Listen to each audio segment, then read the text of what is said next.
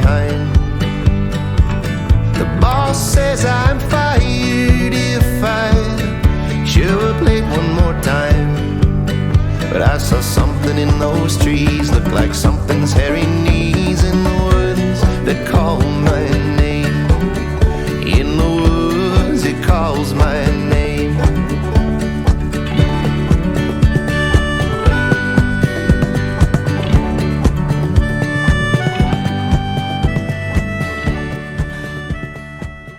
Hello, and welcome back to Cryptids of the Corn podcast. I am the great and powerful Mr. E. And I'm J Clone 32. Beep, boop, beep, beep.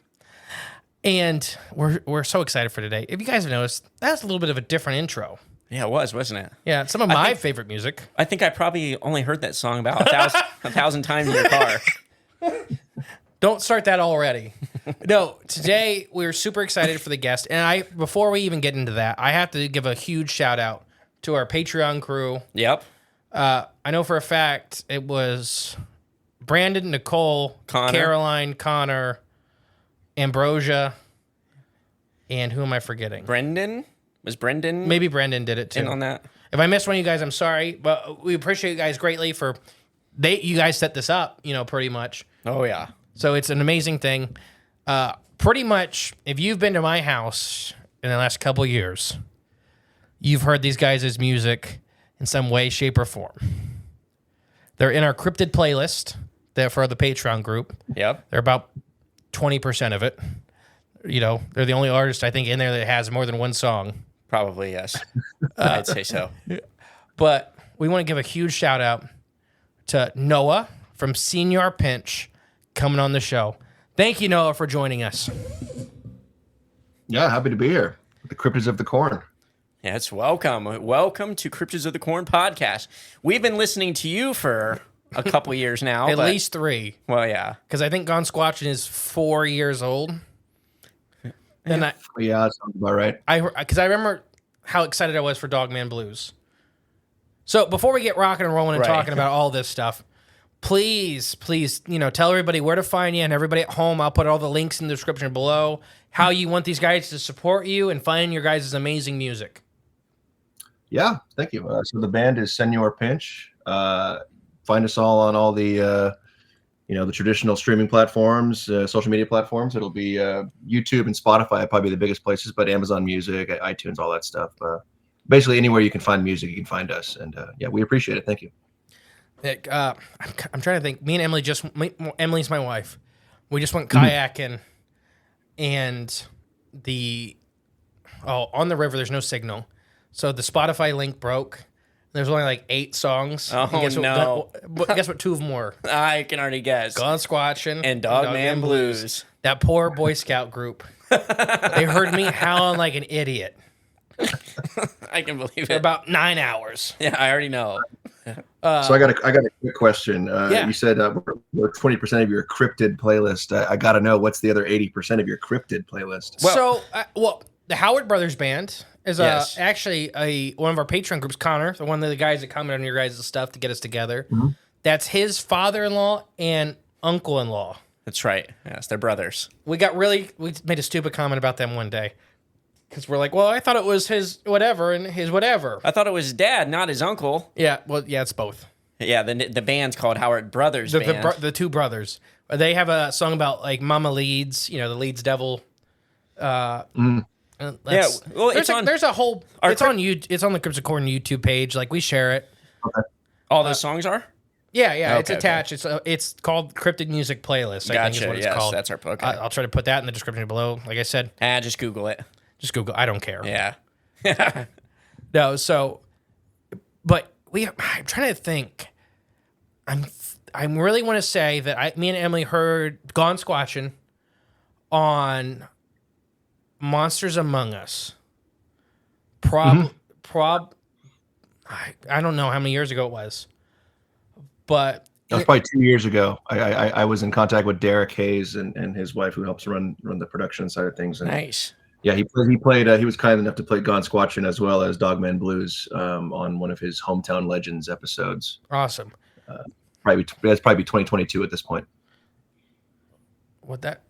Because we started the podcast in 2022. We started late note 2022. Okay, then that makes sense. Yeah, I know that always confuses you. It does. I know. The COVID thing is just I know. a blind spot.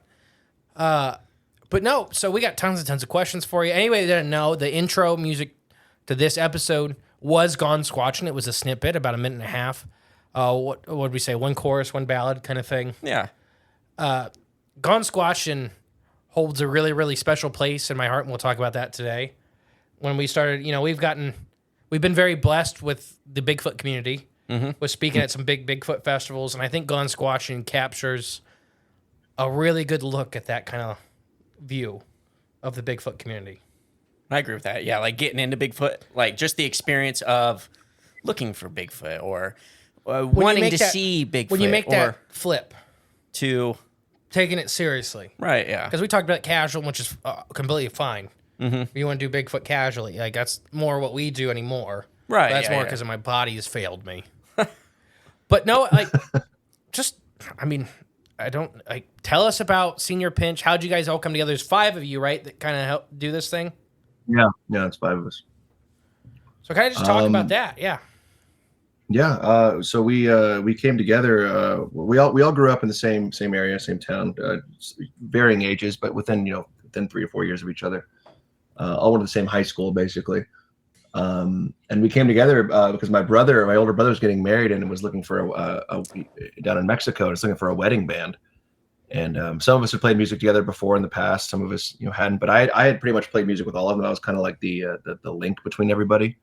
And it was my brother getting married, so it was kind of like the Magnificent Seven or the Avengers, or whatever. Like I kind of picked the team who I wanted, and we assembled, and we were kind of so we became the live wedding band. And I don't really recall how the name Señor Pinch came around exactly. I knew that we were trying to go by Imitation Crab for a while there.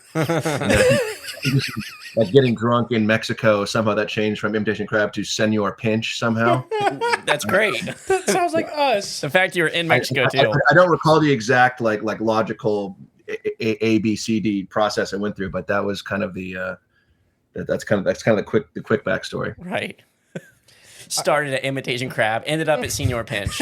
we had multiple names. I was pushing for a Guantanamo bidet for a while there. Oh, that's a good one. There's been, but Señor Pinch, we finished on that, and it's the most bizarre and simple. Makes the least sense, but also the best in a way. Yeah, well, I love it because I think I made up a whole cryptid around Señor Pinch. I'm pretty sure you did. And one of our Patreon episodes where it was the giant crustacean scene in the Baja Peninsula, where they call those Señor Pinch because they'll pinch your boat in half. Well, there you go. That's perfect. No, so it fits. It's hilarious. No, I love it, and it's just so you guys all knew each other within 4 years of each other. That's awesome. Same hometown. Which is that in California?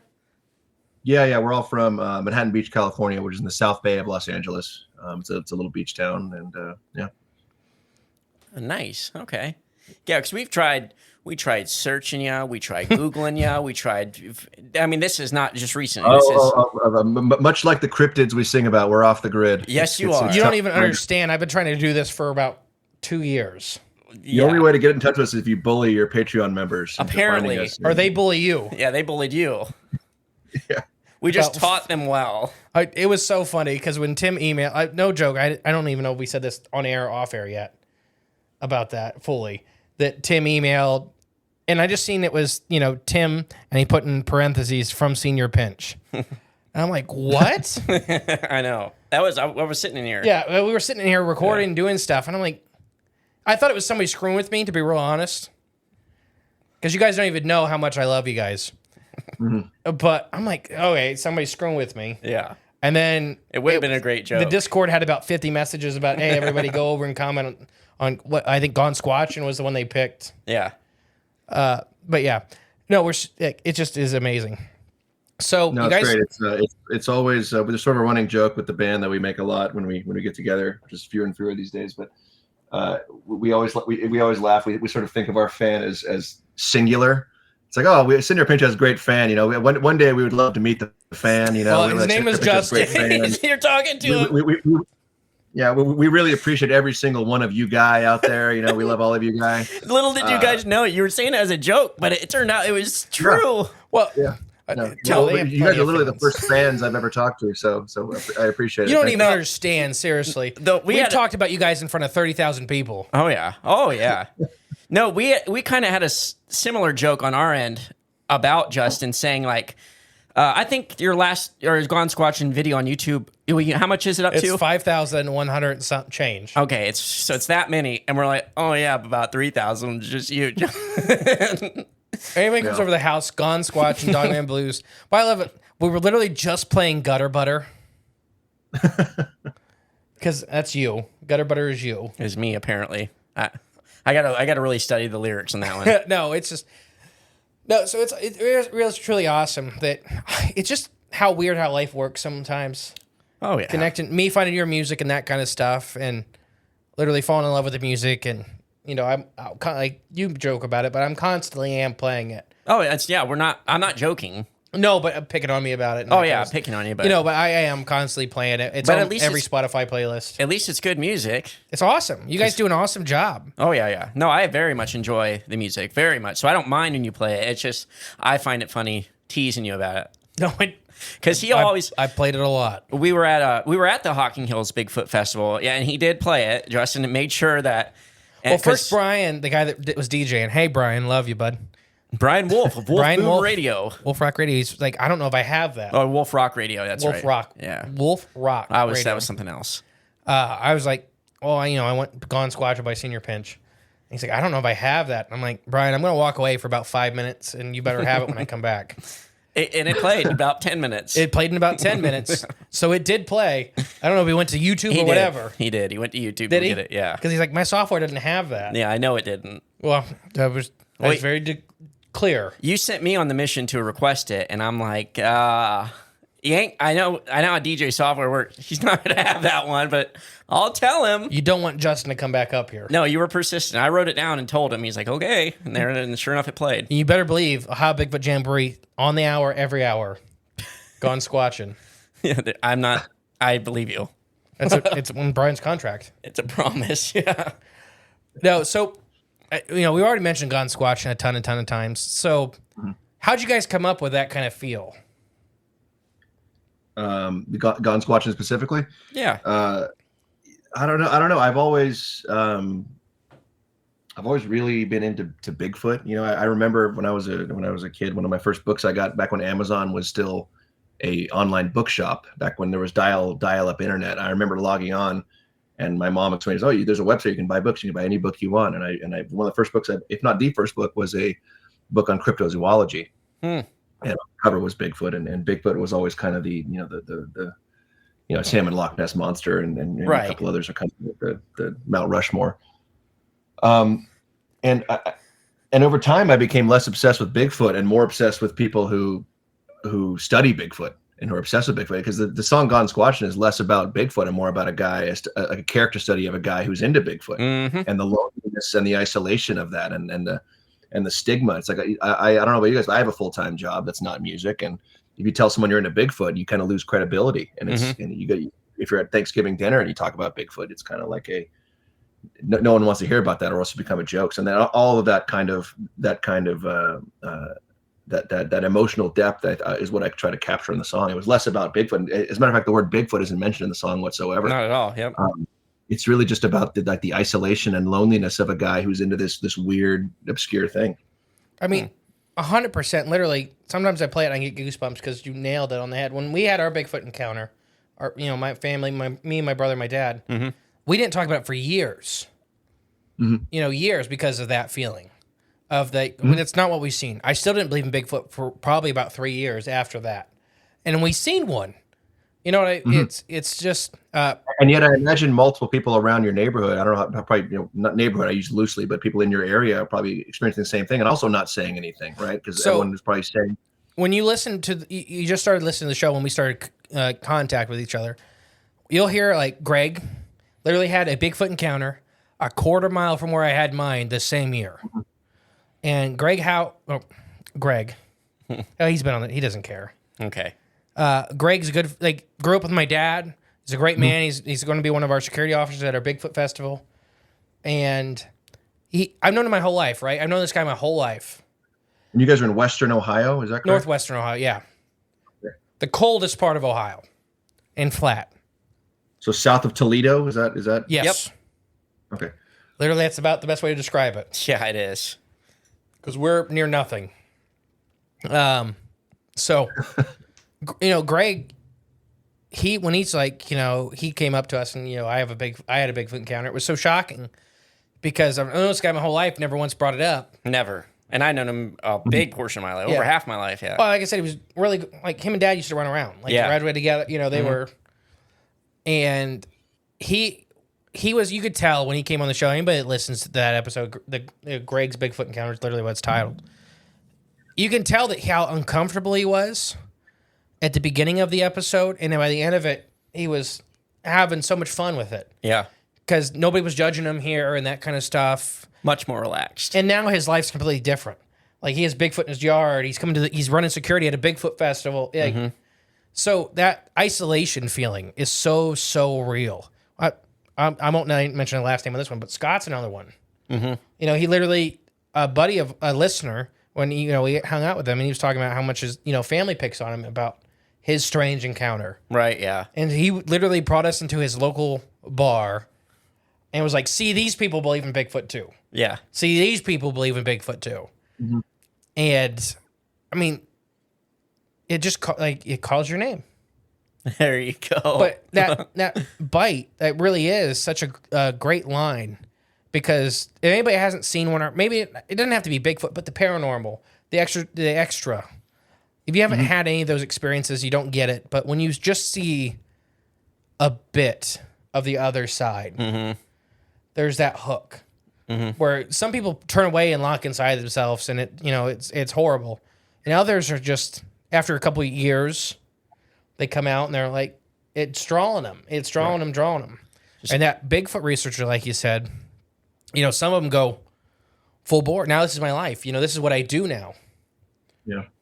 But I think you nailed it on the head. Is all a long way of saying that. Yeah. What you're saying, kind of, it really. I think you guys nailed it on the head. It's the guy in the song. His life becomes consumed by it. He's gonna get fired from his job if he's not showing up to work because he's staying out squatching. Right. And like you said, he didn't see a full squatch. It could have been like a shadow, but in this case, he saw something's hairy knees. Yep. It wasn't even a full glimpse of something concrete. It was just a glimpse, an image that he's obsessed with.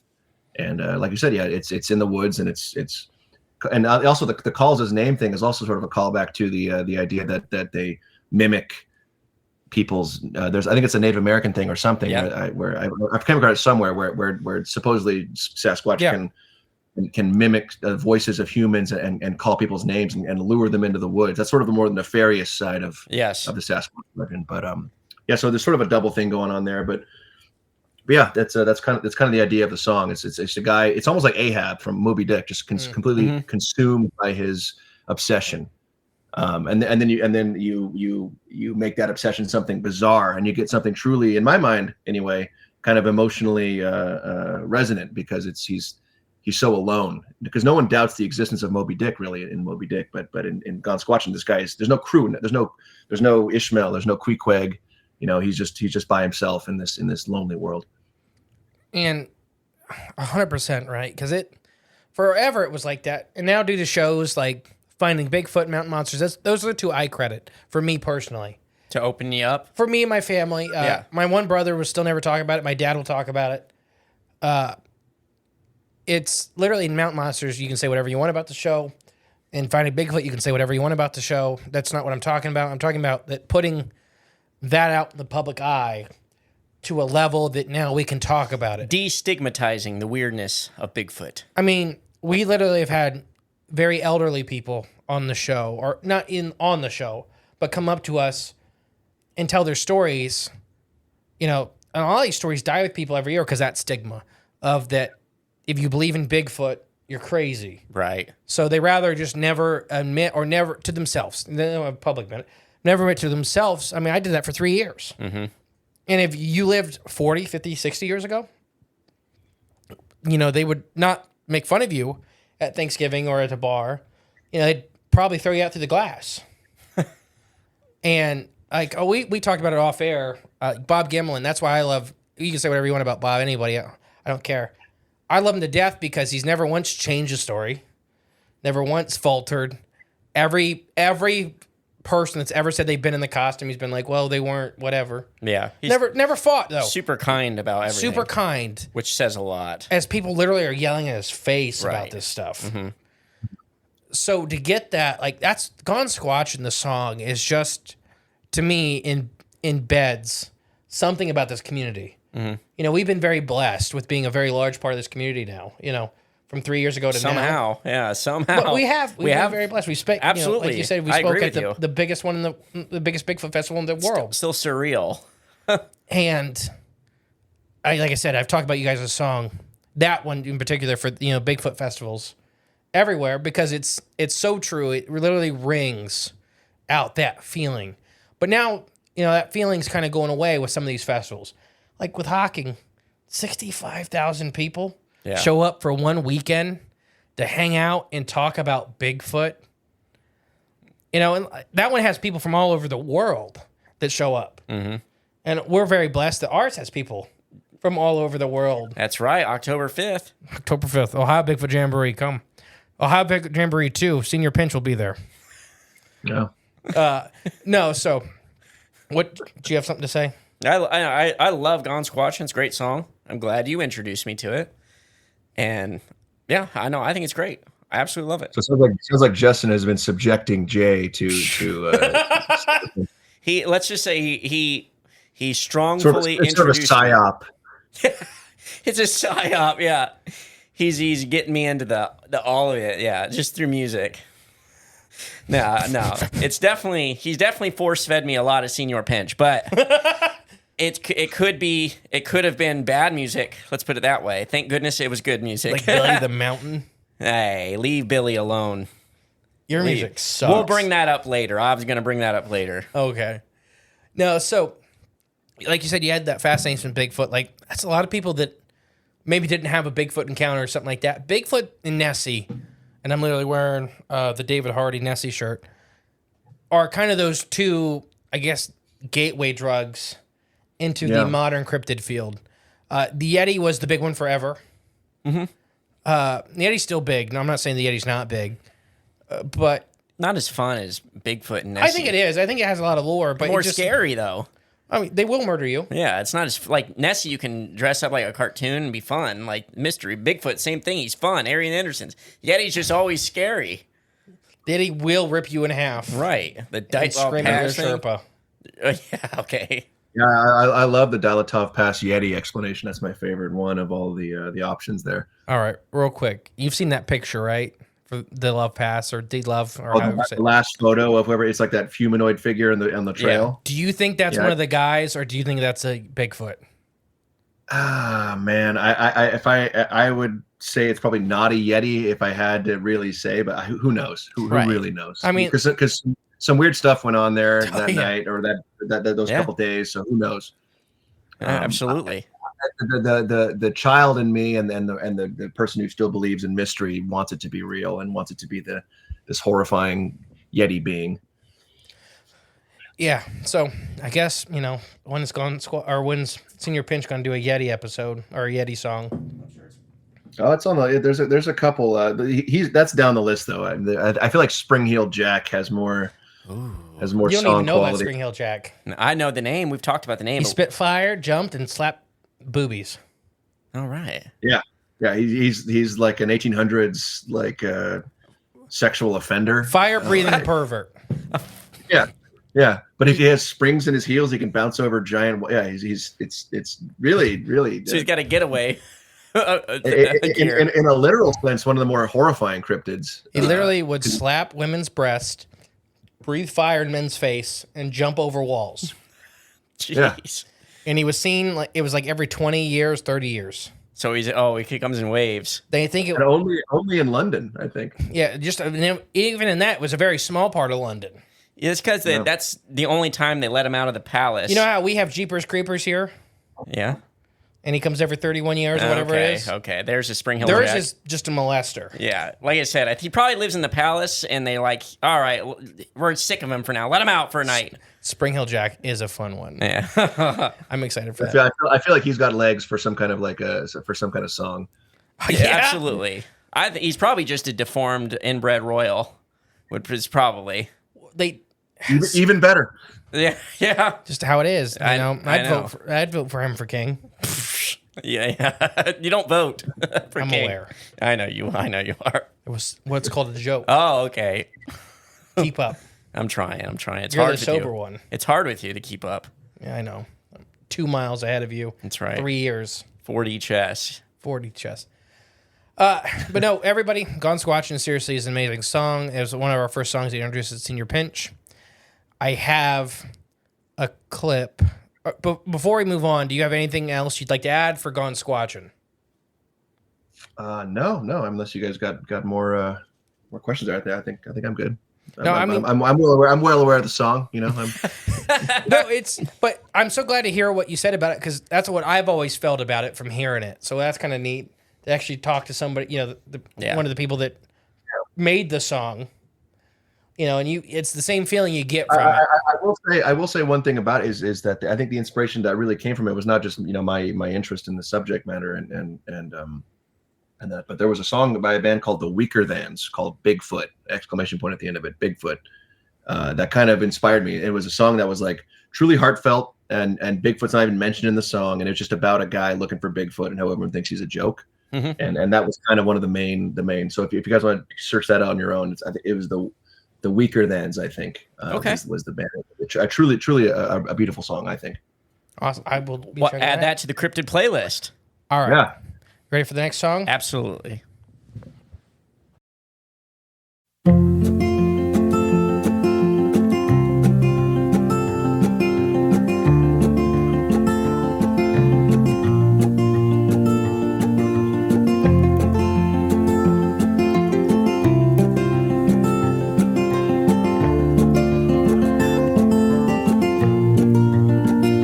I saw a girl, she saw me.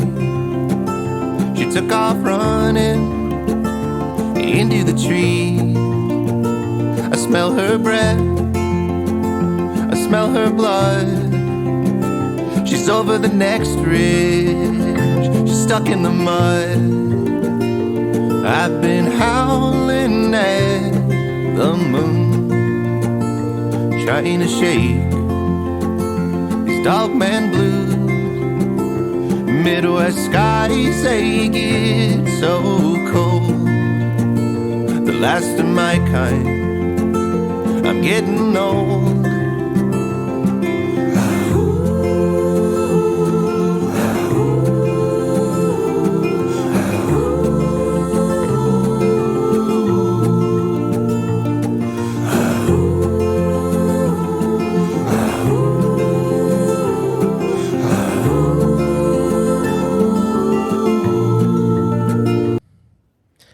Another amazing song. Yes, I like that one. So before we tell you our comments, tell us about Dogman Blues, Noah. Dogman Blues is about a dogman, not a werewolf. A werewolf, I feel like, is a part-time dogman. Thank you. Dogman is a full-time dogman. That's right. The song was I don't know about you guys, but you guys are more in the community than I am. But I feel like Dogman kind of stormed onto the scene and kind of took over for a little while there. He kind of stole some of Sasquatch's thunder, and it became kind of a thing when I had no idea what a Dogman was. That's so funny. I had heard of the Beast of Bray Road, but Dogman as a phenomenon, as a cryptid, whatever, was not really something I had heard about. But it kind of became a big deal. In sort of the same way that Slender Man or the Nightcrawler, things like that have done. Yeah. But the song is about from the perspective of a dogman, who's kind of in this sense he's a biological entity. He's not like a spirit or anything. He's an animal living somewhere in the Midwest and doing his thing, hunting young women and men that are camping and eating them. And I kind of want to paint like a Frankenstein. You ever seen you ever see the original Frankenstein, 1930s? Oh, How he's sort of painted it in a sympathetic light, and that's the kind of what I want to do with Dogman. Dogman is every single Dogman encounter, unlike Sasquatch encounters kind of run the gambit. They can go from positive guardians to teachers to sort of trying to, and then they can be really, nefarious and hostile, aggressive. But Dogman seems to be always kind of mean. And in this case, I wanted to paint him as sort of, he's mean because he's hunting people, but it's also just what he does. And it's sort of sad in the end because he's being hunted by these guys. He's misunderstood ultimately. So he's just an animal trying to live, and he's maybe the last one in his area, maybe the last of his entire kind. And he's being hunted to extinction because he killed a young woman. Oh, and it just makes that poor howl in the song just a little more like relatable. Check box number 2 for Justin. Number 2, because that's 2 that I said how I felt about him. That's true, and that's how they are. Yeah. No, because another one I absolutely love, nailed on the head. We've been talking about in our Patreon group a lot, the paranormally endangered.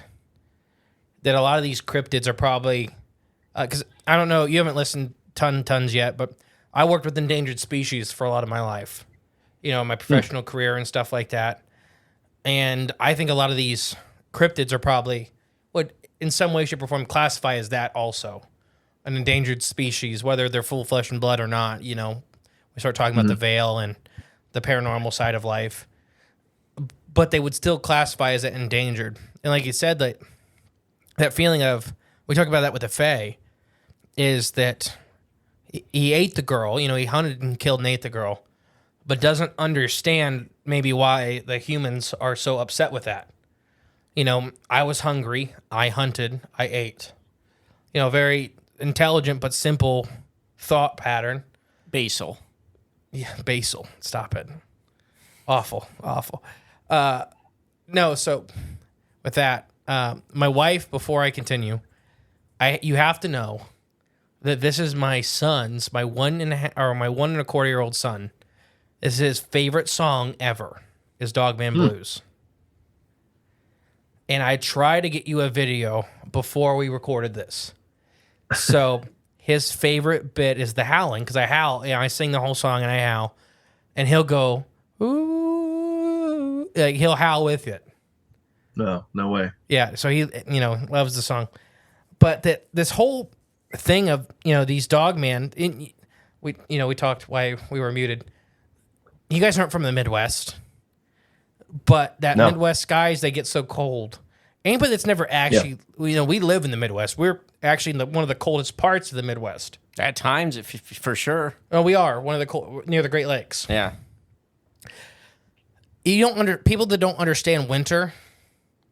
I think the only place on this continent that has worse winters than us is Alaska. And they have the Bering Sea. That our skies, our skies get so cold. Literally, it hurts to go outside. Hair freezes off. I had a chunk of my hair freeze off ice fishing one time. Jeez. You probably don't remember the old school, but when you get dropped off in front of the old school and you had to walk up. Okay. That long sidewalk. Mm-hmm. I had my hair freeze one winter walking to school. Yeah. It froze up. Yeah. No, so with Dogman, is what happened to it? What'd you say? Is that what happened to it? Yeah, the top froze off.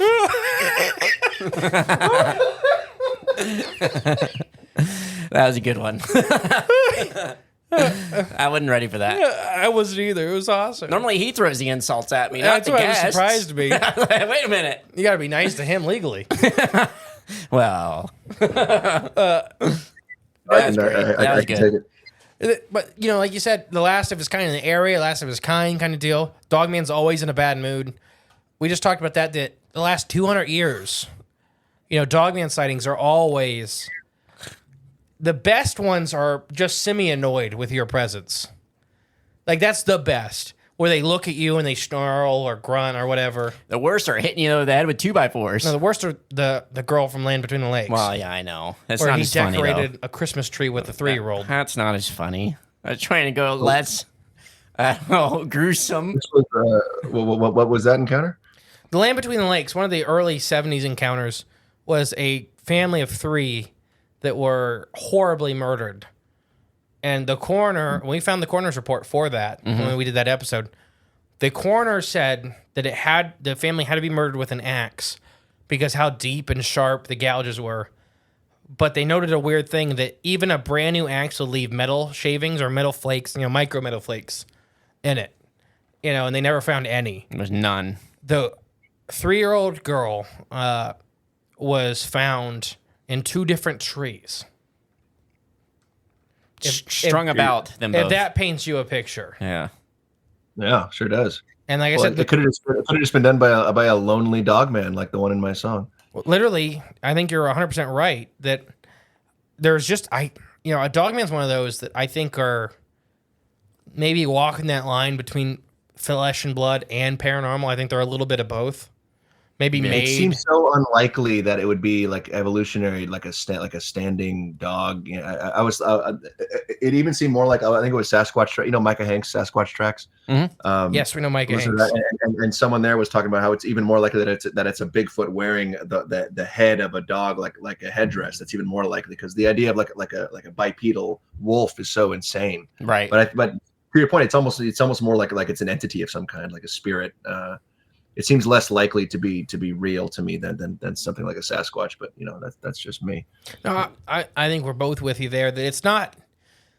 I personally don't think it's. I don't think it. People talk about shooting them and have an effect, and people talk about shooting them and having no effect. I think it may be one of those things that kind of walks that line between both, whether they're magically manufactured, spiritually manufactured, or manufactured in a lab. And we talk about that with government stuff. Yeah. But this aggressiveness, because maybe that type of magic's dead. So, 200 years ago, however many there are, is kind of it. So after 150 years of people, every time they eat somebody or they kill cows or murdering these things, the numbers go way, way, way down. Maybe Dogman's attitude is a reflection of man's mind as a whole.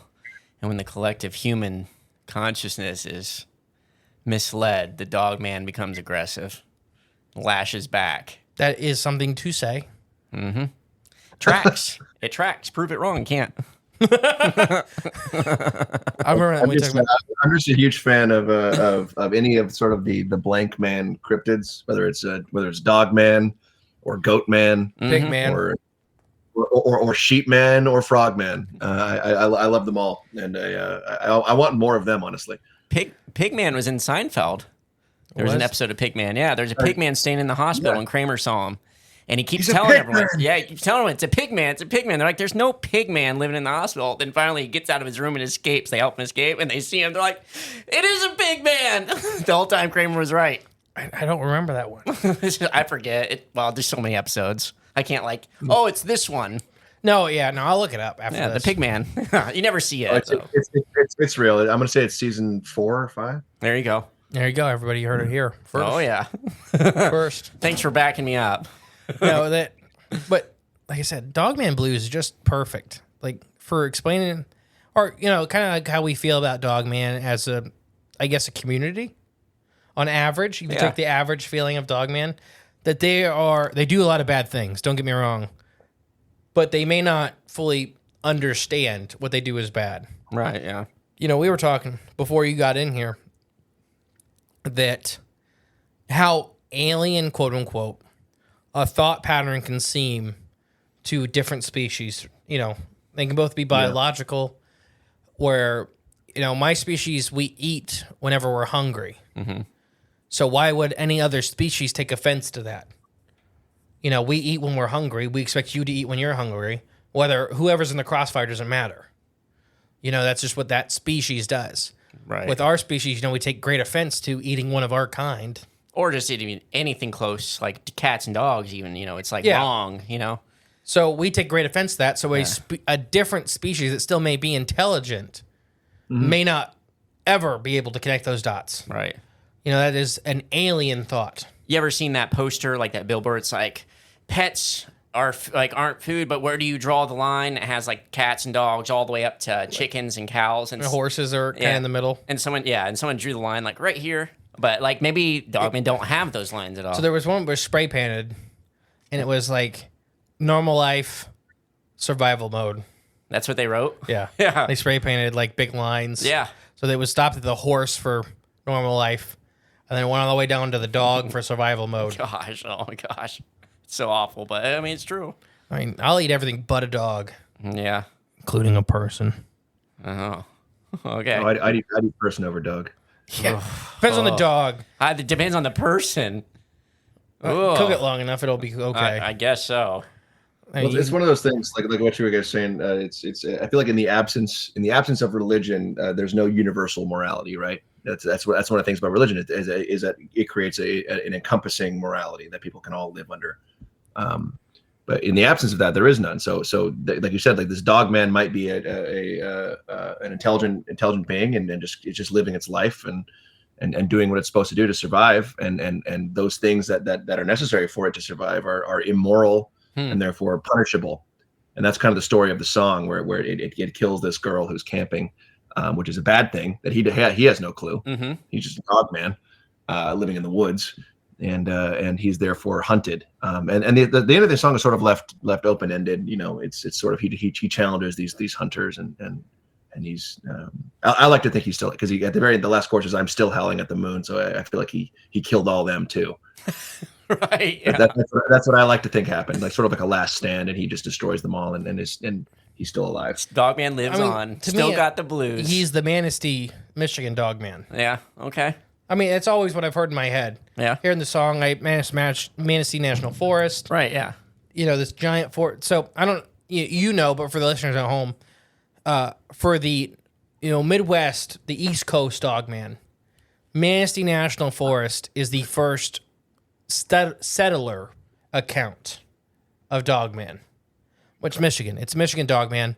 But the how old are we talking here? 1776, I think. Good year. Geez. Off the top of my head, it's give or take a century. No, it's early. It's late 17, early 18s, somewhere in there. Okay. I'm pretty sure it's 1776 because our independence, right? There's the Steve Cook song, the Legend of 97. Yeah, Legend of 97. So maybe 1977 or 1777. 1777. Sorry, your dyslexia is kicking in. Yeah, it's real. Where basically Michigan, then Steve Cook fully admitted that he made that part up. Yeah, where it's every 10 years on the 7 year. Yeah, that part he fully made up. He's a DJ and he made a song about it. But that was kind of, for anybody that doesn't know, kind of American history, expansionism of settlers and that kind of stuff. Michigan was as wild as it got forever. I mean, they had every last... And the Upper Peninsula still is. Yes, 100%. Anybody that doesn't believe in Bigfoot or Dogman or any of these things, please go to the Upper Peninsula, walk 100 feet off the road, and just stand there for half an hour. You don't have to go that far. You just walk to the edge of the road. I've literally ice fished the Upper Peninsula, and I've made this comment before that there could be a mammoth standing 30 feet from me in some of those areas, and I would never know. I walked up on an elk herd in the Lower Peninsula, but the northern end of the Lower Peninsula, going ice fishing. An elk herd. I never knew they were there. We're talking, 700 to 900 pound animals. There's probably 30 of them. Yeah. So now a Bigfoot that doesn't want to be found, or a Dogman, or any of these kind of guys. Anything with real sentientship. Yeah. There we go. Or, doesn't have to be sentientship. I don't know what or you just give something a big intelligent. cat. Yeah, very intelligent. They don't want to be found. Yeah. You're not going to find it. Mm-hmm. Elk don't care until they panic.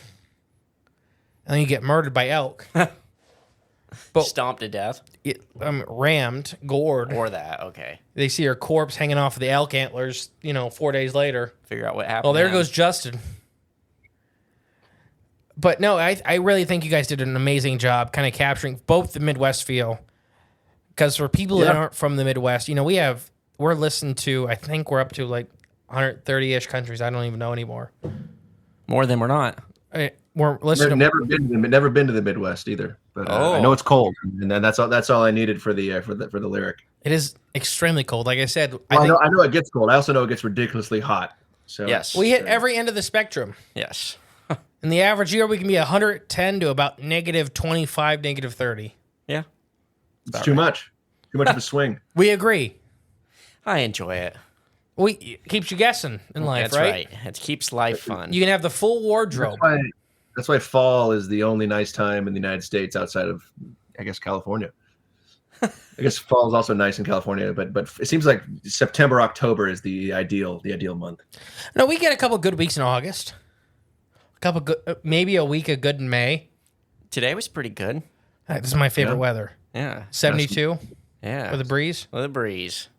Yeah, a little bit of decent spring in there. Oh, no, yeah. we've never had a good spring once. Yeah, it's just usually either hot or really wet.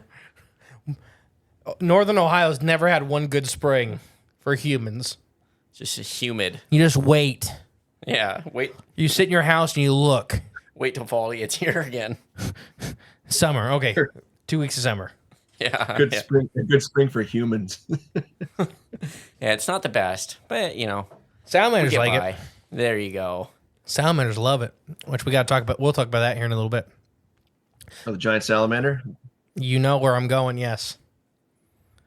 But no, you have anything to add for Dogman Blues? Love Dogman Blues. He suggested us a song for Gone Squatchin. Maybe we should suggest Steve Cook's, what is it called? Legend 97. Legend in 97. Have you heard that one yet? Legend 97. Yeah, it's like a 1970s or 80s. He's I think I have heard it, but it's very good. Yes. I think I've heard the song. Okay, good. Yeah, it's like he admits it's fully fake. Like he did that, I think, in 1997 is the first time that came out. But he's a radio jockey out of northern Michigan. When that came out, he did it in like 1997. I think literally was the year it came out. Legend 97. And he's, he made up that whole thing of every 10 years it's seen, because there was kind of a little bit of a pattern, kind of not. So he kind of crossed off some sightings. Artistic license. Yeah. That's what we call but it. he admitted it. He never lied. So he invented like an interval, sort of like Jeepers Creepers. Yeah. So like every 10 yeah. years. But he never lied. He fully admitted that I made this up. Right. And some of the Dogman community latched onto it as fact. Mm. And Steve the whole time, because he's only 30 miles from our cabin. He's one town over, literally. He's just one town north. Okay. Up by Gaylord. Nice. I've been through there before. Yeah, we've ice fished right next to it. Okay. That was where the Pike Lake was. Oh, nice. Okay. But yeah. No, love Dogman Blues. My son's favorite song. Literally every time I play it, he'll start doing his little stompy feet and he waves his hands around and he gets all excited and he'll sit there and be like, waiting for, and sometimes he doesn't make the noise. He'll just like lip sing, I guess. Mouth it, yeah. But I guess he's really excited for me to do it. That's probably it. Send a video, please. That'd be great. We tried to get it for you yesterday, and he was just doing like the lip sing, like looking at us and go, woo, just make it not making any noise. But every once in a while he'll go, woo. Once he starts talking more, he'll do it. Like more. literally he's 1 year old and 3 months. Yeah. It's always nice to hear about the fan. So that's right. I'm telling you, he's your number 2 fan. Yeah. 1.5. We love our fan. We love our fan. It's so funny. Fan-ish. It's just funny that they had the same joke that we kind of had the whole time. I never had that joke. No, you said it. I thought You're you the one guys that said the YouTube thing. I know. I knew the YouTube page. Yeah, that was like our joke. That's what I'm referencing. These guys are so great. They have to have 1 million fans. Yeah. No, I'm strictly talking the YouTube count, making that joke. You're the one that's boosted that. I have done some damage. Considerable bit to the plays on That's Señor right. Pinch. He's helping the algorithms. Gone Squatchin. That's right. Yeah. All right. So we have Freaking Out Frank. Freak Out Frank. Freak Out Frank, yes. Now Freaking Out Frank. Before we play this is a UFO abduction song, right? That's correct. Yeah, it's about a guy who's experiencing some UFO abduction scenarios, and his roommate doesn't quite believe him. I don't believe him. You don't believe you've been abducted. I don't believe you. Yeah, all right. Hit the pink button for me. Yes.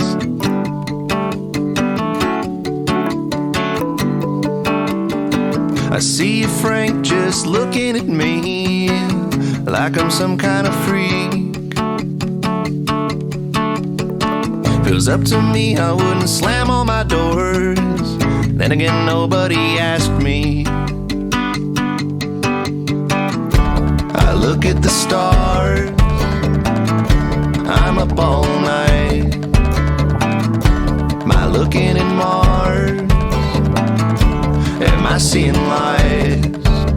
The things that came to me that night made glass fall from the shelves. People don't talk to me anymore. There are no words to tell. I can't say what I'd say anyway. The things came and took me away. I still feel trapped in yesterday. I guess, Frank, I'm doing swell. There we go. I love it. Yeah. So that one I don't know as much. You haven't played that one for me as much. I played a lot for me. I know. I'm just saying that one I'm not. The other two I know, like probably everywhere. I mean, to we it. go to 15 Bigfoot festivals a year. I know. That one I don't know as much, but I did have a question with the title. Yeah. Did you draw any inspiration from Frank Zappa for the title? No. It Okay, was, thank goodness. I love Frank Zappa, but no. Because his first title's "Freak Out" by Frank Zappa, so I didn't know if you were like paying a little homage there with the title. Potentially subconscious, but subconscious at best. I'll accept that. There we go. So tell us about Freak Out Frank. Accept it. Freaking Out Frank. Yeah, it's about a fella who's having some strange experiences at home, and he's living with at least one roommate, Frank, who's aware of and these experiences are causing this guy to have some bizarre behavior, like he's getting a little paranoid, and maybe he's annoyed that no one believes him, and Frank starts to shut him out of his life, and yeah, again, it's sort of this common theme of isolation, and that kind of unites all the three songs we're talking about, whether it's the Dogman or the guy from Squatchin or the guy in Freaking Out Frank. They're all experiencing some sort of loneliness or isolation where they can't quite relate to people. And I suspect that that's endemic to people in the cryptozoology community, where they have trouble relating to people at times for a variety of reasons. And yeah, so he's having a hard time, and he's getting really frustrated because these hellish things are happening to him, and it's not like a pleasant abduction. It's one of the bad ones, and it keeps happening over and over again, and no one believes him, and that's kind of the story of Freaking Out Frank. And then he finally just, I guess I'm doing fine. Yeah. There's nothing else you can say. Right. You accept it. No one believes him anyway. It's just a sad thing. Honestly, I think it's kind of how a lot of these things happen with abductions, or even Sasquatch encounters, whatever. It's people. It's like, well, why should I say anything anyway? Mm-hmm. I imagine 90% of these, it doesn't matter what the encounter is, anything on the abnormal side of things, paranormal or cryptozoological, what have you. I bet that 90% of them aren't even reported anyway, because what's the benefit of saying something to whether it's to your roommate or to the newspaper, whoever? No one's going to believe you, if not more. I mean, right? Yeah, literally, and you lose credibility, you lose social status. There's so many marks against you than for you that it's not even worth it. Instantly, we talk about that a lot. Probably the 60 and up generations have so many amazing encounters as far as talking about this field, whether it's aliens, Bigfoot, Dogman, or other, that they're going to die with those guys and gals. Their stories are gone. Yeah, because of that feeling of, like you said, isolation, that I can't tell anybody about this because first off, nobody's going to take me seriously, is the best option. Mm-hmm. The worst option is I get ran out of town, right. All of it, which used to happen were UFO encounters. Lose your job. I mean, we talk about, on our show, we've covered some of the, 60s and 70s famous UFO encounters. We're not talking 200 years ago, 100 years ago. Mm-hmm. We're talking in, our parents' lifetimes, our grandparents' lifetimes, And these people literally rented a town for just saying that they had this experience. Right, yeah. And it's not even controversial. That's the problem. No. It's just a thing you experienced that everyone else thinks should not happen. That didn't happen. You're lying. Yeah. Why would I lie about this? It's the why would I lie about being essentially molested by these things? Well, you just want attention. Yeah, as they have meant. Yeah, I know. And in a weird way, the songwriting aligns in a weird way with like the Me Too movement. It's like there's people have these injustices being done to themselves, and then there's no outlet for them to talk about it. Yeah, it's sort of this weird. I don't know. For me, it was two things that kind of spurred this song on for me. Well, one was there's a song called "Aliens Exist" by Blink-182 that Tom DeLonge wrote. Of course. I always loved that song. I always loved Blink-182, and I love that he was able to write a really cool, catchy pop song. Yeah. And I kind of took it as a challenge, as a songwriting challenge for me. It's like how can I write a good song about it in my own way. And the other was I read a book called Missing Time by Bud Hopkins, which is I think it's out of print now, but you can find it for not that much money. But that book was really amazing. It's really just a collection of people's encounters and experiences with abduction. Many of them done through hypnotherapy. And I first encountered that author through I think it was Art Bell through because I'm old enough to have listened to Art Bell through on Coast to Coast back in the day in the 90s. And Art Bell and was just life changing for me.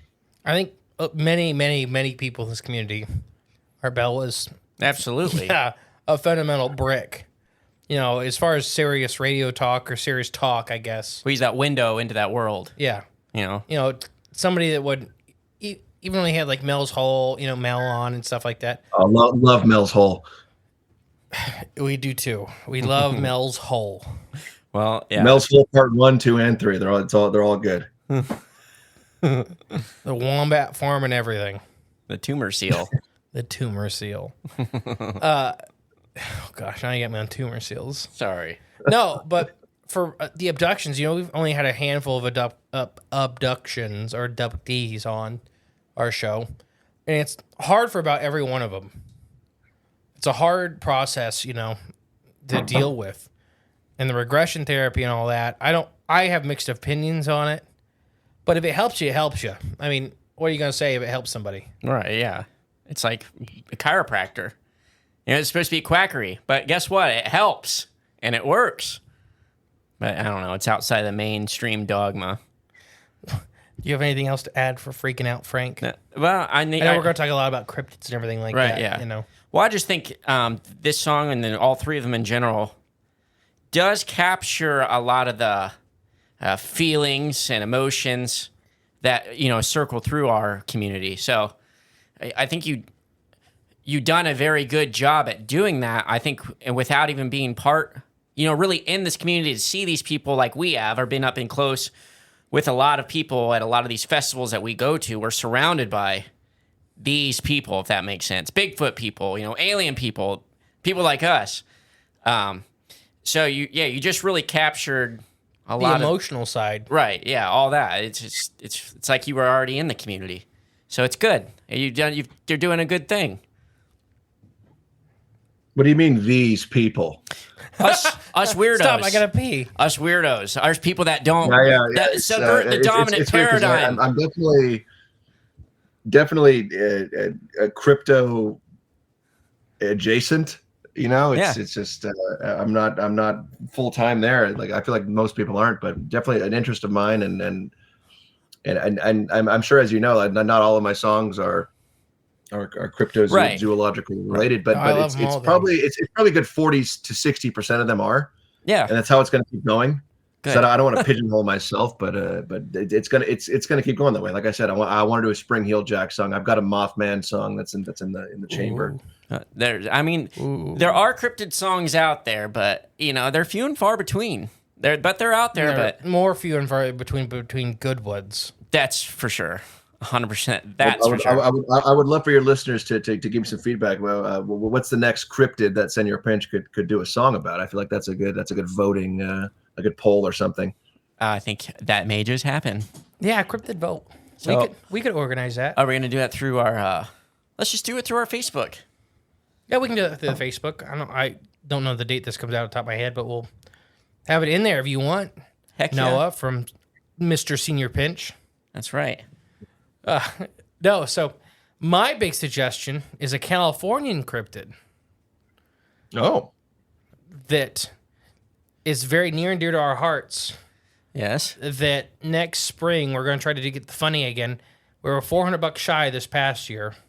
So we'll try again. Yeah, that the Chinese Alps giant salamander, which is literally a giant salamander that's the biggest size it's been reported is about 9 feet. yes. But it's from Chinese Alps, California. You know, probably still, I don't even know, 10, 15 hours from you. Your guys' state is California's a big state. friggin' so long. I don't know. It probably takes, 3 hours to drive across and 30 hours to drive down. Probably. Yeah, depending on traffic. Yeah. But no, that's one that we hold near and dear to our heart. You guys are California people. That's a Californian cryptid that doesn't get as much light. And we've covered it so many times about being a cryptid that is, for everybody at home already knows, but Noah, do you know a lot about that cryptid? I know a little bit about it, which means I probably know more than 99% of people about it. Not as much as you. Both are fair. I'm a huge fan of what I call the boring giant cryptids that are just giant versions of animals. Whether it's the giant salamander or the Joba fofi over there in Africa, which is slightly more exciting. But I just love cryptids that are just bigger versions of something that already exists. Yeah. So that one, a lot of the eyewitnesses are actual herpetologists. So people that study salamanders, people that have worked with giant Japanese salamanders. So it's not Joe Smo drunk on his kayak saying he's seen a 7-foot long salamander in the river. Yeah. Yeah. You know, it's a guy that worked, or a group of guys that worked with giant Japanese salamanders that had seen 6 and 7 foot long salamanders. So they know. And be like, that's Andreas japacanus in this river. That's not the scientific name. I made it up off the top of my head. Sounded good, didn't it? I was questioning it. I've heard you enough to know that one just sounded funky. No, but these guys would work with giant salamanders from around the world, the biggest in the world, and had seen one in the Chinese Alps, and were like, "Oh yeah, it's one of those, a cousin of that." Mm-hmm. So I really think they are still alive. I don't think they will be in the next 20 years unless help is provided to them. So for you guys out in California, here's how much your government takes it seriously: is that they are sitting on what we call gray laws for California, to where there are laws already approved by the Californian government to protect them and their habitat the second a viable DNA specimen comes in. So they believe that they're real enough, or were real enough, to have already passed legislation to protect them. The second, it doesn't have to be a full-bodied animal. It can be genetic samples. But the second that comes in, there's laws to protect them. All of these travel resorts stop being built. All these dams stop being built. All this habitat encroachment stops that second. And we're going to find it. That's the goal. And really it is, because I think it's one of these cryptids that is literally still out there on that verge. I wanted to talk about that with, we talked about that with Dogman, the Dogman song. This paranormally endangered. I think, the Chinese Alps is a full-blood cryptid, full flesh and blood. But it's paranormally endangered, where this thing in our lifetimes, me, you, and Jay, will be dead. There will not be any more Chinese Alps giant salamanders by the end of our lives unless something happens. Unless we find it. Unless we find it. We're going to find it. Or the group that's working out there. There's already that group. I don't care. We're going to find it. Well, you can be petty. Huh? You can be petty. Petty? No, I'm just saying it's written in the stars. I've already seen it. We're going to find it. I don't care who finds it, but unless it's found, what's the Lorax quote? Nothing will ever get better. It's not, unless somebody like you cares an awful lot. That's nice. something roughly like that. Sounds Susie. Yeah, but Atlas literally watched the Lorax last night. Oh, okay. Convenient. But no, that's one. Well, if you guys go and try to save the salamander, let me know. Me and my brother will drive up and save the salamander right with you. That sounds like a good time. Oh, we've got a crew. Well, I think Señor Pinch just joined the crew. That's right. We need music along the way. Yeah. No, so seriously, for that study, and I don't want to toot it too much. He's in the river, floating away. Eating a camper. There goes Mr. E, saving J. It writes itself. Writes itself. No, we have I won't name the lab here, but there's a full-fledged state laboratory backing us on this trip. Yes. So We have the crew. Wright Patterson? like what? Is it Wright Patterson Air Force Base? No. No, this is an actual lab that. This is a salamander lab. Yeah. No, this isn't. Yeah, I don't know if I'd take Right Pat backing. No. Heck no. Like, yeah, Right Pat's going with us. It's funny, the Trainees Alps You're disappeared. taking money from Big Salamander? Right, yeah. Wait, why are we walking in the middle of the woods All with this $12. gun in my back? I don't know. Money from Big Salamander made me laugh. Yeah. That's a Patreon t-shirt. We're taking it away. No, money from Big Salamander. No, so what other cryptids, what other kind of things are you... Well, before I move on to that, I should stop. For this vote, we'll do it for you. We'd be happy to. But what's some of the cryptids you want on there for you personally? What was the question? For the vote, like we put a vote out there on our feeds. Oh, it's open ended. Good. Okay. Yeah. I already know what I have. Like I said, and what I'm kind of interested in writing about right now is like Spring Heel Jack, and I think there's a couple other ones. But if this community come up with a couple other ones, then maybe we can make that happen. Oh yeah, we can definitely do that. I can't commit to a certain timeline, just given the fact that I'm having with life and having a kid and all that stuff. But I can promise it will get done eventually. Good. We're excited. I apparently drank all my beer. Yes, you did. I would have grabbed moonshine if you would have told me. I didn't know you were out. I drank a lot of beer during this interview already. Mm-hmm. It's all gone. No, so yeah, life and kids, and I get that. Believe me. I don't. Well, you tangentially Life. experienced. Gosh, I guess you're right. You drove up to Toledo sometimes 2 times a week. Yeah, I know. 3 months. Yeah, I might as well add a kid. Well, I just don't have to change the diapers. not yet. I know. No, so yeah, I get that. Yeah, but Spring Hill Jack is another really killer one we haven't done an episode, Yeah, we haven't touched it yet. which we will. I feel like you guys are saving a lot of the good ones just because for longevity purposes. You got to save some good ones to keep the show going. I feel like They're all good ones. They're Noah. all great. They're all good ones. If you can't make a cryptid great, you're not doing a good enough job. Yeah, I guess. Agreed. I don't know. I bet we can find some examples that aren't that great. I mean, we were even working like mountain boomers. Yeah, I guess so. I mean, I don't know. Yeah, I guess we haven't touched one that's not great. That we haven't made great. Oh, they're all interesting. That's for sure. No, they all have, whether they're real or folklore or, or from somewhere in Adobo. between. The Adobo one is, we'll talk about that off air. That could be a song. That's my vote. We'll talk about that after. The Adobo monster. Yes, Google it. Well, you need another word. I know, but I think it would probably pop up. But no, so what other kind of cryptids, what other kind of stuff are you interested in this field? Oh man, all of it really. Sometimes I find myself on that. It's like that Wikipedia that's just cryptids, and I just kind of find myself clicking through, just reading about Cryptid them. wiki. And I've mostly heard of all of them, but sometimes I find something that's truly.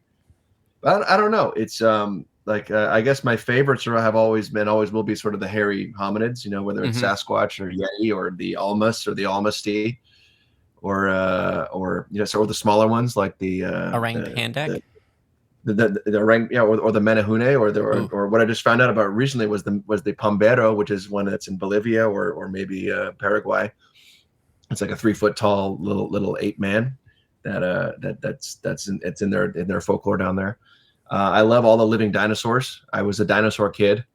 I think one of my first search engine searches was are do dinosaurs still, and that's kind of how I found out about Macaulay and Bembe was me trying to find if dinosaurs were still alive. Whether it's Macaulay and Bembe or the pterosaurs or the ropin or what's the T-Rex theropod one that there's one in the Congo, and I think there's one in Australia too. I forget the name of it. There's like an Aboriginal. There's one in Canada. Both of them. Yeah. There's the Yukon T-Rex too. I mean, there's a Yukon one too. Pretty sure, right? Yeah, it's in our season finale. It's just there's a lot. There's a lot to the Living Dinosaurs season finale. Like 8.5 hours. Yeah, it's a lot. That's the Partridge Creek Beast is the theropod from the Yukon. No way. Where literally these guys from 1890s were hunting. There's a couple versions of the story, but it came out in a 1920s paper well before we thought theropods had feathers.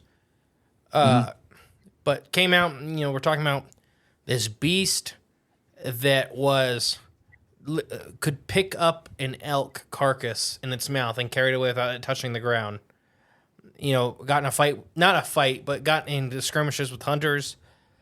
This big feathered lizard monster. It was like a T-Rex with feathers. Yeah. Eutyrannus is what most people call it today. It was like a smaller, it wasn't huge as far as theropods go. Like a Nanotyrannus or like 25 feet long, 15 feet tall. Big enough to pick up an elk. Yeah.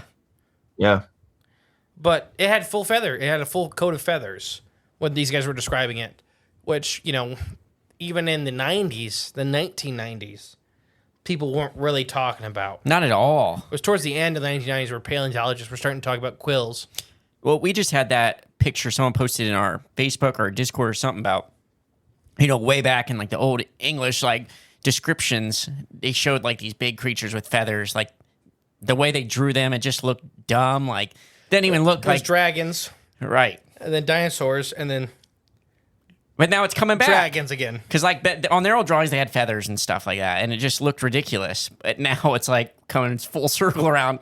Oh, go figure. They had feathers. I just hope the time portal thing is right with sauropods. I want to see 110-foot tall animal walk out of a portal.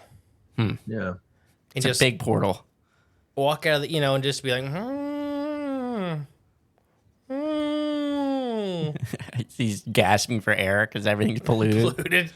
Lungs explode, eyes fall out of skull. No. Sounds confused. But we talked about that in the Yukon too, that a Native American man had seen a 50-foot tall sauropod-like animal come out and then be confused and get into the water because it's where it felt safe. And then it probably died. Water's probably too cold for it. It probably did not enjoy life. Probably not. No, but so you like them all. Yeah.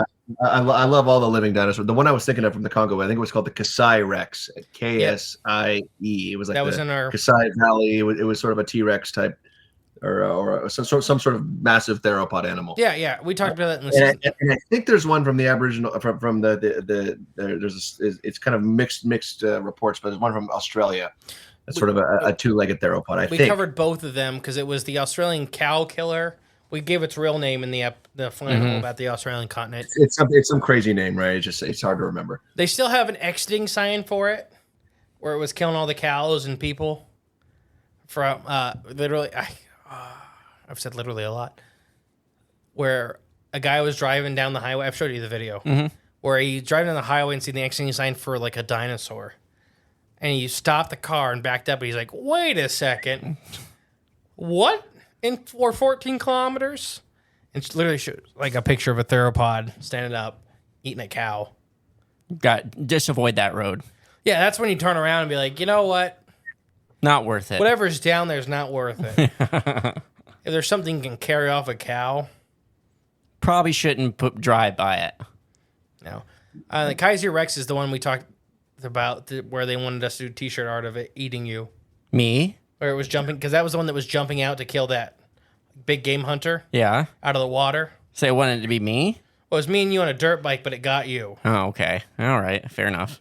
It would. Clones. Yeah. They're disposable. Only one Mr. E. Yeah. That's a shame.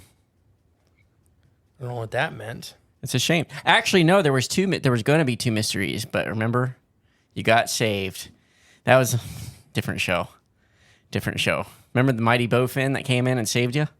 No? Oh, okay. Never mind then. You really don't remember? All right, never mind. All right, screw. Yeah, moving on. I do think though. I think you're. If you get involved with this community just a little bit more now that you are actually, if you're doing it right now, I think you'll see that how much your knowledge. I'm engaging with the fan. That's right. You're doing it. And I think you'll see like how much of this community you're actually capturing with these songs and how well you'd fit right in. I mean, it seems like you're already part of it with your music and things like that. And the fact that you haven't been exposed to it much is kind of shocking, to be honest. So I think you'll be welcomed with open arms in this community. Very, very warm welcome. That's just what I anticipate. I think that we live in a weird time where people like us can kind of meet and have a discourse with each other. Whereas it wasn't possible maybe back in the day. And you can say all the bad things you want about today and how it's dystopian and all these various things, but it's also Yes. I think it's kind of nice that we can that your fans can berate us into getting in touch with you, and we can have a podcast together. Yes. And now we can become friends, and I can become your West Coast correspondent or whatever you want me to do for you guys. I liked it. Oh, don't worry, Noah. I will be texting you. There we go. You've made We're on several board. poor decisions. I guess I do want to say one thing, because I was sort of naming off my favorites. I mentioned I like the giant anything. I love the giant catfish, the giant snake, the giant crocodile, the Mahamba, whatever it is. I love all those. The giant salamander. I also love the one-off weird ones. I love the like I said, Spring Hill Jack. But I also love, there was a guy actually not far from where I live. It was the Jetpack Man over LA that no one knew. Oh yeah.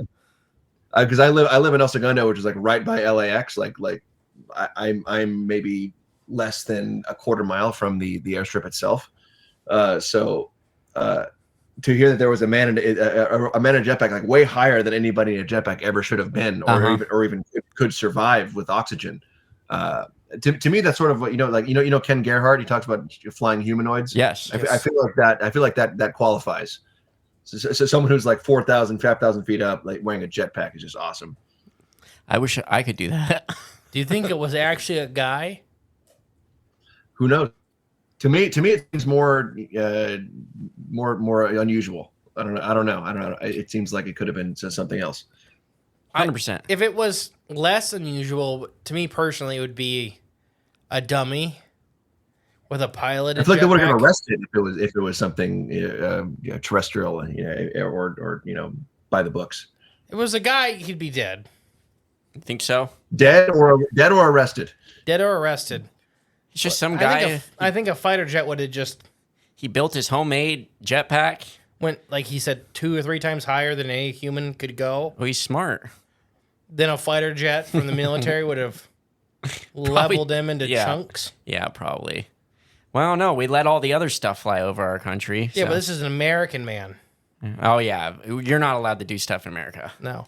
He would be chunks Right, on yeah. LAX. Yep. Huh, it's It raining could have man. been a Chinese spy balloon. Who knows? But see, those are okay. If you're long as made in it's America, Chinese. it's a problem. Yeah. Oh my gosh. But yeah, anything else before we start wrapping it up? No, I guess I guess a couple questions for you guys. It was, Absolutely. You go right ahead. How do you guys deal with the stigma that we've discussed? From talking about my songs and Gone Squatch and all that. How do you guys deal with it in your day-to-day lives? Because you meet people who aren't in the community. When you tell them that I run a podcast about cryptids. Yeah. You have to explain what a cryptid is, and you get a weird look. How do you deal with that? I say before we started doing this, I always didn't really mind talking about stuff, but it was hard to bring it up. Now, after we do it, it's all gone. I don't care. I don't. It's all gone. I don't have any. If I want to tell someone, I think about. In fact, I start a lot of conversations with, "Hey, do you believe in Bigfoot?" That's literally how the podcast formed. Yeah, it's literally is. Me asking you, yeah, do you believe in Bigfoot? And did I hesitate? No. That's right. Well, I wouldn't say hesitate, but you thought about it. Like, do I? I guess, yeah. Analyzing the question, do I believe? Yeah, I do. I don't want to say it was a hesitation, but you're like, Thinking. Yeah, I think. I'm hammered, and this guy's yelling at me. Do I believe in Bigfoot? How do I Let's proceed? think of a measured response. Yes. This 300-pound hammered drunk man who keeps constantly calling me over. No, so my whole life's been different. And I'm a big believer that you're mostly different people through your whole life. After I seen a Bigfoot, and those years and years, didn't believe any of it, wouldn't talk about it, none of that. Now I think me and Jay are both pretty much in the same boat. We're like, we'll be anywhere. I don't care. I just don't care who's around me. Yeah. I don't care who it is. I'll be like, well, what do you guys think about Bigfoot? That's stupid. Well, have you seen one? No, it's just dumb. Like, have you ever been out in the woods at 4 a.m. and you heard a bobcat call? No. And I play the sound or whatever, and you're like, well, that's freaking terrifying. Mm-hmm. Now imagine something like that, but you feel it in your bones. Yeah.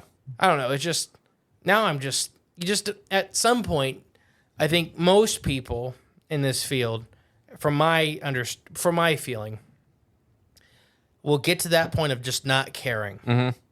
You either don't make it or you do make it to that point. Yeah. Well, I think there's a lot of things in life, too, where it comes to you wanting to do something. You want to try something new, but you're afraid, you hesitate. But until you take that first step or until you actually get into it, then all that fear is gone after you've did it. Like, you made that first step. Yeah, Bigfoot Jamboree. That's right. We talked about doing it for years, and then finally I was just like, let's just do it. Just do it. So we did it, and we're doing it. It's here. Like, it's 45 days away. Yep. And next year, Senior Pinch will be there. Next year, Senior Pinch headlining. Yep, headlining. Oh, that's awesome. They agreed to it. That's awesome. They're nice. Amazing people. No, but that's that question. Hopefully you answered it. You got something else you said? Yeah. And the last question is for both of you guys. Your Mount Rushmore of cryptids, what is it? Oh, good question. That's funny because we were talking about the and I want you to fill in the spots. It's Washington, Jefferson, Roosevelt, and Lincoln. Which one is which? Oh gosh, I don't know. That's too specific. Oh gosh, I'm guessing that's rank, right? 1 through 4, maybe. Yeah, however you want to do it, doesn't matter. Well, Bigfoot. I mean, gotta have Bigfoot on my Mount Rushmore. He's just there. He has to be. Gotta be. Yeah. In one form or another, whether it's Yeti, I feel like you can kind of include them in the same right, category. Yeah, it's all under the same umbrella. That's just put them under there. Maybe let's do it together. Let's combine, do our Mount Rushmore. Yeah, you already got your 4? Yeah. It's got to be way different.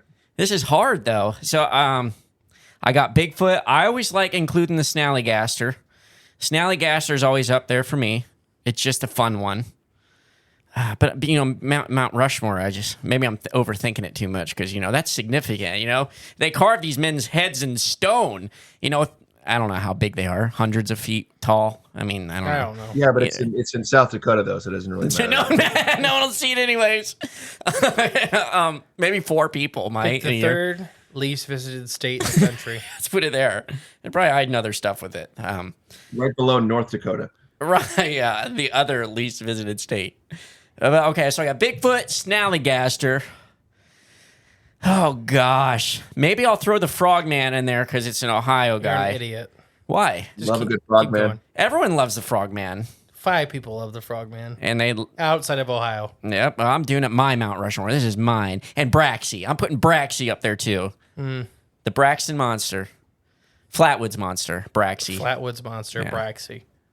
Braxton County. County. Is the Flatwoods Monster the same as the Braxy Monster? Well, Braxy's her Braxy nickname. County. And so they call it Braxy or her Braxy. Okay. Yes, but it's the Flatwoods Monster. Yes. Love the Flatwoods Monster. Yep. How about you, Mr. E?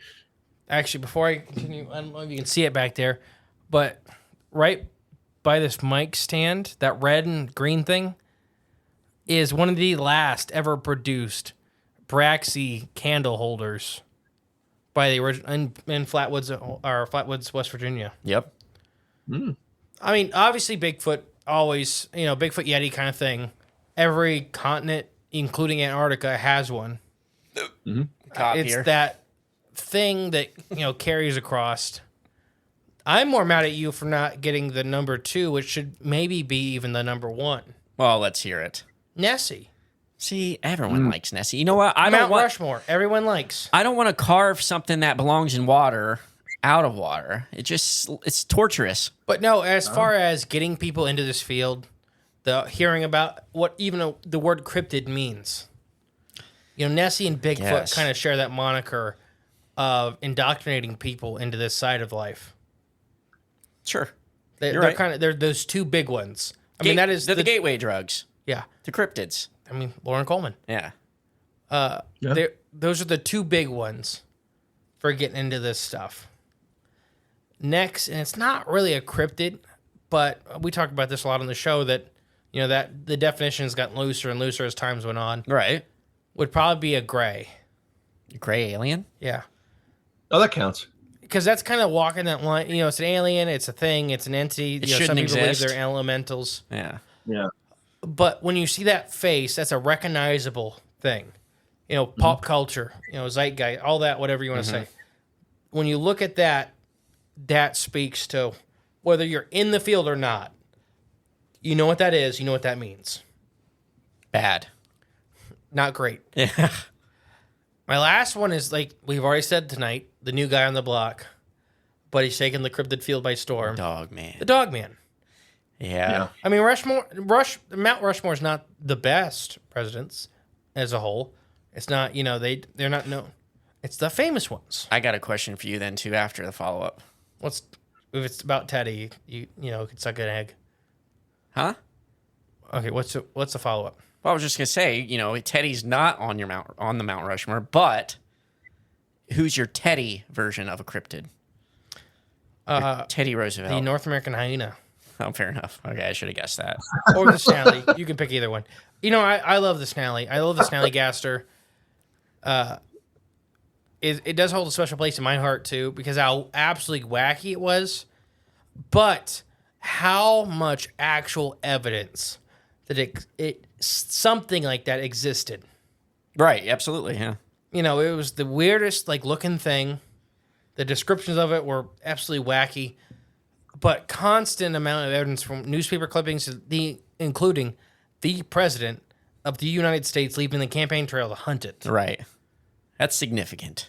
So it was taken seriously by enough people to kind of put it over the edge. So that would be my Teddy. Would be that, or the North American hyena, which is still seen today. That's true. Yeah. So there you go. Teddy Roosevelt also had the only president that I know of, dude, that had written about a Sasquatch encounter. Yep. Well, he written about it. Yeah, he did write about it. Yes, you're right. He did write about it. It's not his, but it was some his. people, some experts claim. Some people say that it was actually his encounter that he masked. Yes, I concur. Some people think that it was. Some independent researchers claim that it was the work of our.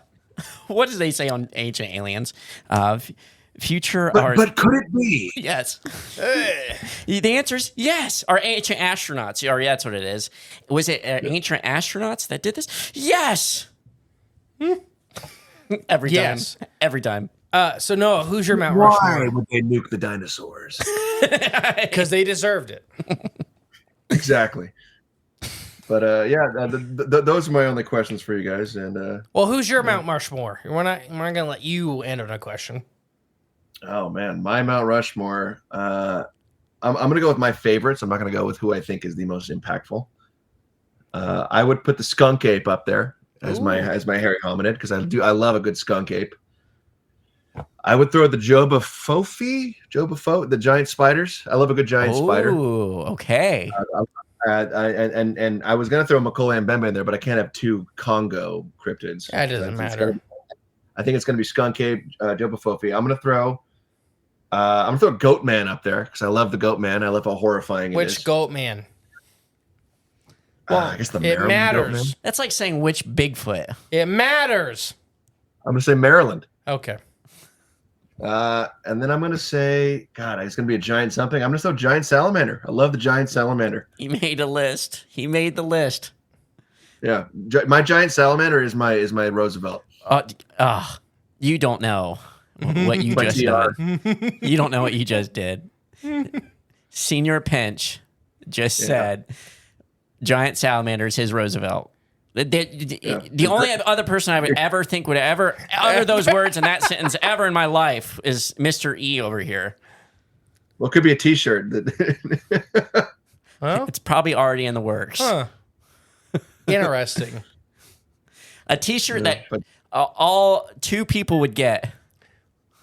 You heard it here first. Yeah, Señor Pinch's Or next song, Gone Salamandering. Yeah, with Teddy. With Teddy. All right, Noah. We like to end this with we're gonna have you tell. I'd say, before he goes, give us Let your. me finish my sentence, please. Sorry. Emily. Thought you were doing the thing. Before we end this, I want you to give out once again. I'll have all the links below, but where people can find you, how you want them to listen to you, that kind of stuff, for your guys' music.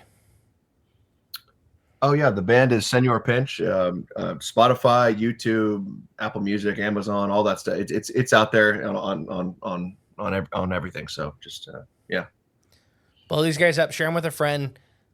They're Mr. E's favorite band at this point. Yep. So help blow these guys up where they can do concerts of about 50 to 60,000 people. Yeah, and about approximately how many? 800 miles away, maybe. Huh?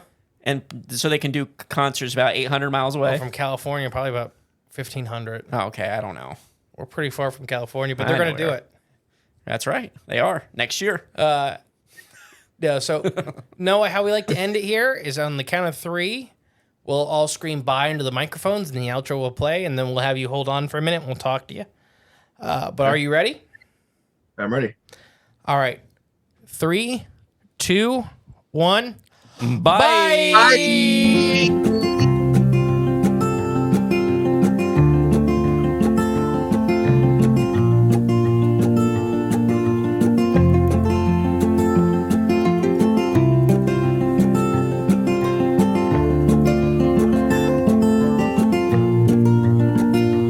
I saw a girl, she saw me. She took off running into the tree. I smell her breath, I smell her blood. She's over the next ridge, she's stuck in the mud. I've been howling at the moon, trying to shake these Dogman Blues. Midwest skies, they get so cold. The last of my kind, I'm getting old.